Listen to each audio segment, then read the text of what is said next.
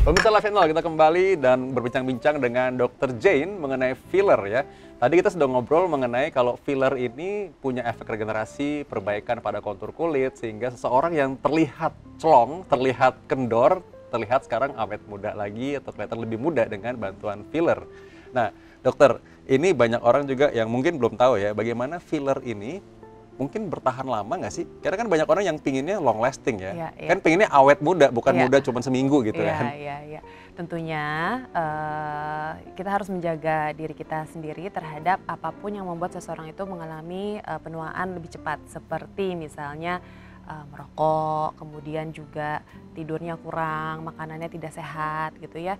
Kemudian terpapar sinar matahari terlalu sering tanpa menggunakan perlindungan atau sun protection seperti itu. Hal tersebut akan membuat filler bertahan lebih lama karena menjaga kualitas kulit juga. Kemudian tentunya untuk tindakan yang lain mungkin bisa kita kombinasikan dengan prosedur lain seperti misalnya laser atau misalnya skin tightening atau pengencangan kulit lain selain injeksi filler tersebut. Itu akan membantu gitu untuk injeksi filler bertahan lebih lama dan lebih optimal. Nah, ini dokter kulit yang memang beda ya perspektifnya, jadi bukan cuma sekedar asal suntik filler saja, karena banyak juga saya lihat ada berita-berita di mana dilakukan ini bukan oleh seorang yang profesional.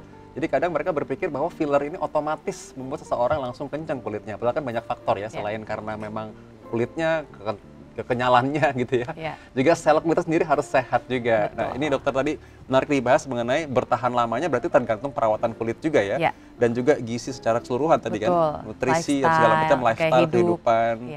Oh ya, jadi bagi pemirsa juga yang mungkin pengen tanya juga ya, ini berapa sih, seberapa mahal sih filler itu sebenarnya? Ya, kembali lagi kalau untuk mahal atau tidaknya itu sifatnya relatif kalau kita bicara dari segi biaya, dan juga tergantung dari bagaimana kondisi wajah atau area yang akan di filler tersebut. Kemudian juga pengalaman dokternya juga pasti berpengaruh, klinik tempat dia pergi pasti berpengaruh, seperti itu. Jadi saran saya konsultasi terlebih dahulu, dan nanti untuk biaya tergantung dari prioritas orang tersebut juga ya. Gitu. Kalau misalnya memang merasa penting dan merasa oh iya rasanya layak nih saya keluarkan biaya sekian gitu ya untuk memperbaiki kualitas hidup saya, karena saya merasa lebih nyaman dengan kondisi setelah di filler seperti itu ya, itu bisa menjadi bahan pertimbangan. Dan tadi jangan kata dokter Jane juga ya, mungkin udah habis filler dia hidupnya, pola hidupnya nggak sehat juga ya, nanti nggak ada gunanya, jadi malah itu namanya memboroskan biaya. Nah, tapi kalau memang tadi caranya berbeda mungkin ya, bagaimana sih seberapa tempatnya di mana aja, kalau fillernya mungkin banyak banget ya kan lain pasti ya. Jadi mendingan harus konsultasi sendiri supaya tahu sesuai dengan kondisi dan kebutuhannya gimana. Nah, dokter kalau gitu gini, sekarang kalau orang di filler nih, sebenarnya ada bahayanya nggak sih? Secara risiko medis kan ya pasti semuanya ada ya, tapi mungkin supaya orang nggak kaget dan nggak hiper ekspektasi mengenai hal tersebut. Jadi untuk kalau kita sebut bahaya, kita sebutnya komplikasi lah ya gitu. Sebetulnya komplikasi paling sering dari filler itu adalah yang tidak bahaya, yaitu yang kita sebut dengan wajahnya itu tampak seperti tidak alami.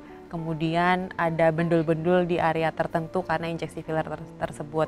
Nah, itu sangat bisa diatasi dengan misalnya pergi ke dokter yang memang berkompeten gitu ya, karena tergantung di mana filler itu diletakkan, di lapisan mana dan jenis fillernya. Jadi dokternya pun harus sangat mengenali gitu ya karakteristik dari filler tersebut. Namun tentunya ada komplikasi lain yang misalnya kita tidak bisa tahu sampai orang tersebut kita injeksikan dengan bahan filler tersebut, yaitu alergi. Nah, kemudian juga komplikasi lainnya adalah komplikasi pembuluh darah. Kalau misalnya dia sampai masuk ke pembuluh darah, itu memang bisa menyebabkan kita sebut dengan nekrosis atau kematian jaringan gitu ya. Tapi hal tersebut bisa kita hindari dengan teknik yang betul, menggunakan jarum tumpul tersebut. Kemudian ada teknik-teknik tertentu yang dapat mengurangi risiko tersebut terjadi. Seperti itu, Dok. Ya, jadi sebenarnya risiko medisnya tergolong ringan ya, dan apalagi ini prosedur yang bisa dilakukan dalam waktu singkat sebenarnya.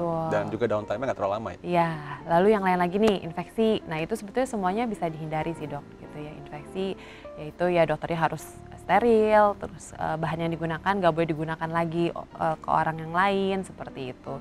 Jadi satu bahan hanya digunakan oleh pasien tersebut, satu pasien saja.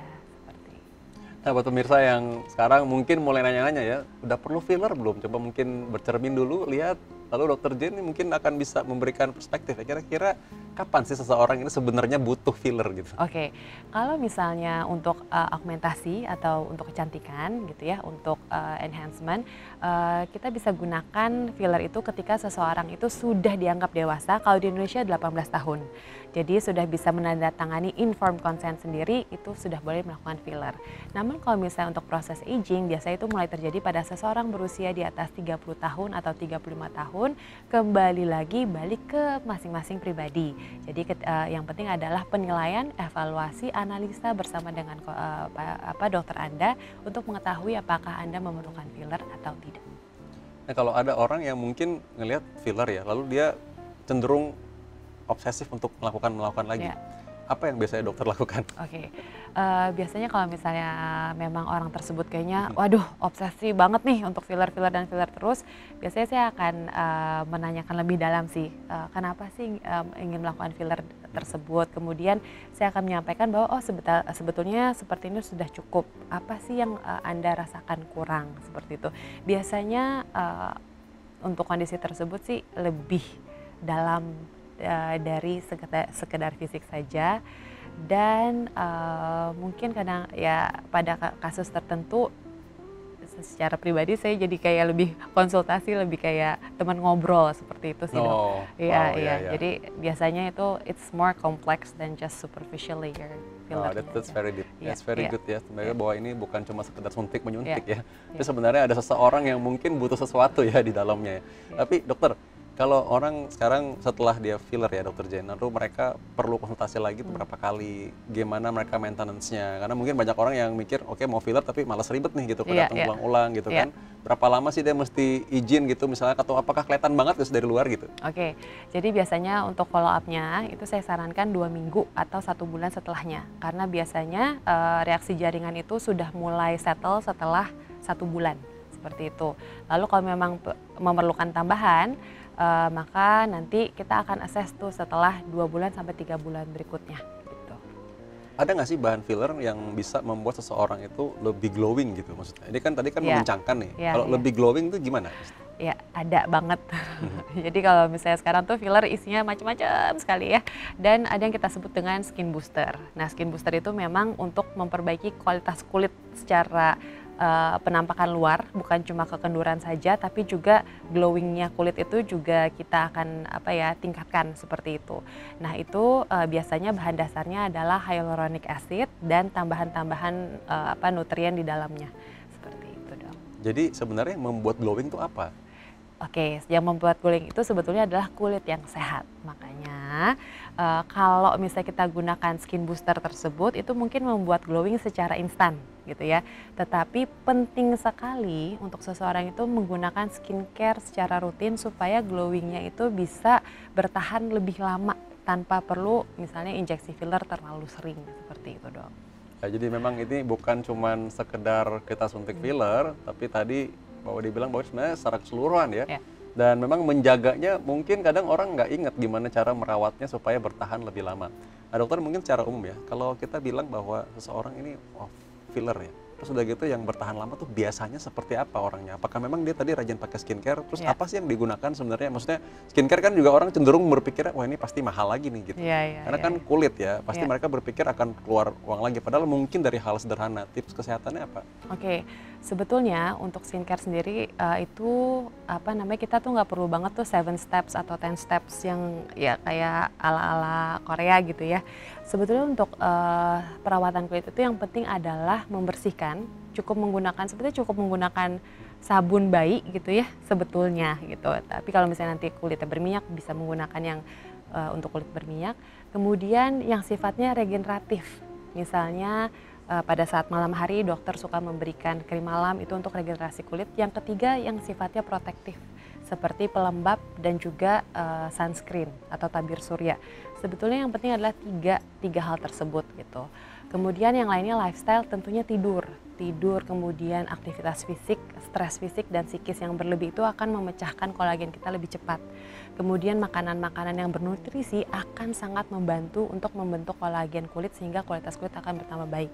Seperti vitamin C, kemudian juga protein-protein tertentu gitu ya.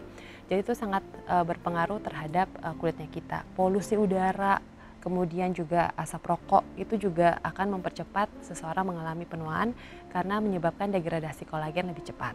Jadi hal-hal tersebut itu betul-betul harus diperhatikan sih.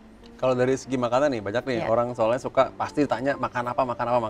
Tapi makan apa ya, makanan yang mungkin mudah ditemukan di Indonesia ya, untuk supaya menjaga supaya ya orang yang filler ini lebih bagus lah kualitasnya gitu. Iya, jadi kalau untuk makanan-makanan yang mengandung banyak vitamin C banyak banget deh tersedia di Indonesia. Seperti misalnya pepaya gitu ya, itu sangat bagus banget. Kemudian juga jeruk, pokoknya buah-buahan. Kemudian sayur-sayuran yang berwarna hijau gitu, itu kan tersedia sangat puas sekali di Indonesia. Kemudian juga untuk proteinnya bisa makan ya ayam, daging-dagingan. Kalau yang nggak makan daging bisa makan tempe, tahu, berlimpah banget deh dok di Indonesia gitu. Dari kebiasaan sendiri misalnya supaya katanya filler tahan lama, dia harus rendam dengan air dengan es batu gitu tiap pagi gitu. Itu fakta atau mitos tuh? Itu tentunya mitos saudara-saudara. Ya jadi nggak perlu, satu lagi dok, minum air yang banyak supaya asam hyaluronatnya itu akan terjaga karena dia akan menyerap air tuh dok gitu. Ketika kita minum air yang banyak, jadi bukannya berendam dengan air dingin, tetapi justru minum air yang banyak karena dari dalam dia akan menyerap cairan yang kita minum. Jadi justru nggak boleh dehidrasi ya? Iya, nggak boleh. Yang bikin dia celong kan justru kalau orang dehidrasi juga ya. Jadi kalau habis filler tapi dia dietnya salah gitu ya, malah jadi jelek juga dong akhirnya ya. Sama satu lagi, ternyata makanan high glycemic index atau indeks glikemik yang tinggi itu akan memecah kolagen lebih cepat tuh. Jadi kalau sekarang itu kan lagi, kalau dulu hebohnya tuh boba drink gitu ya, kemudian gula aren. Sekarang itu yang lagi tren adalah makanan rendah kadar karbohidrat. Jadi ini mungkin dari Dr. Vito sendiri sebagai SPJP gitu ya, sekarang juga encourage orang-orang makan lebih rendah high glycemic index gitu kali ya dok ya. Itu juga berlaku di kulit dok. Jadi kandungan gula yang tinggi akan menyebabkan seseorang mengalami penuaan lebih cepat. Jadi kurangin makan yang manis-manis ternyata bisa membantu supaya kulit tetap kencang, tetap awet. Jadi kalaupun nanti filler juga nggak cepat habisnya fillernya. Kalau kita makan terlalu banyak yang high glycemic index, yang manis-manis tadi itu, yang cepat ya, itu malah jadinya membuat kulit ya tambah kendur nanti. Jadi kalau mau awet muda ya harus diatur makanannya berarti. Jadi bukan soal injeksi aja berarti ya. Nah dokter, ini banyak orang yang mungkin ketika dia filler, ada yang dia pengen tanya ya. Saya pernah dikasih tahu bahwa gini, katanya kalau filler itu kamu mengubah citra Tuhan dalam dirimu. Karena soalnya ada tertulis bahwa kalau kita diciptakan menurut rupa Allah atau citra Allah gitu ya. Nah, bagaimana pendapat Dr. Jen mengenai ini? Ya, baik, terima kasih. Ini juga hal yang dilematis ya buat orang-orang tertentu. Tetapi kita juga harus ingat bahwa ada tertulisnya bahwa tubuh kita adalah bait Allah.